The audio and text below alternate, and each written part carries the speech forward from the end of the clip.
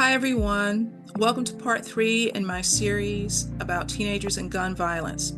I'm going to call this one Numb and Normal, and I want to talk a little bit about the collateral damage as well when these tragedies occur. Whenever one of these school shootings is announced on the news, immediately our thoughts and prayers go to those directly affected, the students and faculty who've lost their lives. But what about the collateral damage? It's a ripple effect. What about those who are injured or maybe even permanently maimed as a result? What about those parents and those students who lost friends, lost classmates, lost relatives in these tragedies? And what do they do with their pain? What do they do with their grief? As a parent, if you have a student who attended a school where something like this happened, what about your other children? Does your morning routine change? Do you consider pulling them out for homeschooling or transferring them to a private or boarding school if that's an option for you? What about the students who were not harmed directly, but they're now afraid to return to school?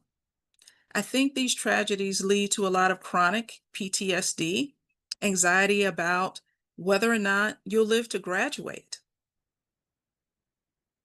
There's a tremendous loss of potential. That goes without being said when these things happen.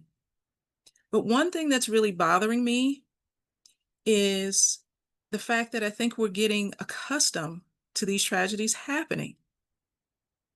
Since Sandy Hook in 2012, there have been 400 school shootings in our country. 400. And what happens is we hear about it, we experience the feelings of fear, anger, frustration, sadness, compassion for those affected. But then time passes and we get numb to it until the next one. And you all, this is not normal. This is not something to become numb to. We really do need to take this seriously, spend some thinking time on how to keep this from continuing to happen. School will resume here in Georgia on August 1st for some counties and August 12th for others. Again, let us commit to having a school year with no shootings.